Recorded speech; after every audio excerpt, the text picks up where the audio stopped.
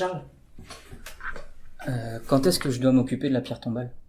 Alors, ce qui se passe, c'est que suite au décès de ton proche, tu as dû prendre une concession dans un cimetière pour son inhumation. La concession, donc l'emplacement. L'emplacement, Ouais. voilà, que tu as dû traiter au niveau avec la mairie D'accord. pour avoir un droit sur une concession de 10, 15, 30 ans, 50 ans, etc. Et tu as l'obligation, sur cette concession, de poser un monument. D'accord. C'est obligé. Obligé. Mais je peux Ouais. pas. Tu peux faire quelque chose de très simple, mais il faut poser quelque chose que tu peux pas laisser une pleine terre, la terre comme ça, dans un cimetière. C'est fait partie des règles du cimetière. Ce que tu dois faire, en fait, souvent c'est quelques mois après, hein, c'est pas tout de suite, hein, en fonction, surtout si c'était une pleine terre, en fait, il faut que la terre se tasse un peu, D'accord. tout se structure un peu, donc quelques mois après l'inhumation, tu te renseignes et tu dis, voilà, qu'est-ce que tu veux comme monument? Donc tu as plein de types de monuments différents, religieux, pas religieux, avec stèle, sans stèle. La Donc, stèle, c'est.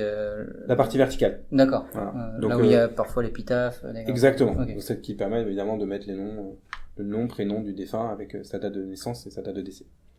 Donc ça c'est vraiment un des premiers, c'est qu'est-ce que tu veux comme monument, sachant qu'aujourd'hui il y a vraiment des monuments très différents, religieux, pas religieux, avec des symboles, etc. Et puis les différents types de granit. Alors on dit pierre tombale, mais en fait c'est souvent granit aujourd'hui. C'est extrêmement résistant par rapport aux intempéries. Comme tu le sais, il tombe assez dehors, donc faut que ce soit résistant. Et donc là tu as différents types de granit, du granit rose, du granit Ah oui, du on peut Tarn. avoir toutes les couleurs. Pas toutes, évidemment, mais tu peux avoir un ensemble de couleurs qui correspondent aux différents granites. Et à toi de faire ton choix, sachant qu'évidemment, les granites ont des coûts très très différents. Hein, Ça coûte combien en général?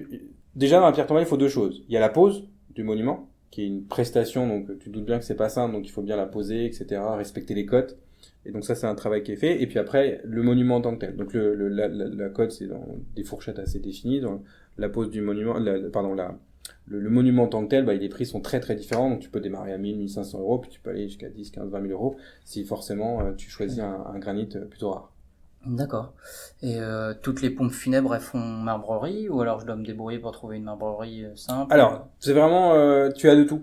Donc tu peux avoir un marbrier qui est vraiment fait que ça, avec qui tu peux être en contact direct. Tu peux avoir une pompe funèbre qui sous-traite auprès d'un marbrier, et tu peux avoir la pompe funèbre qui fait aussi la prestation de marbrier. Donc, encore une fois, je pense que ce qui est important pour toi, c'est de faire le bon choix et d'avoir le bon accompagnement. Donc, si la personne au téléphone est capable de t'accompagner dans tes choix, voilà, c'est pour moi le plus important. D'accord.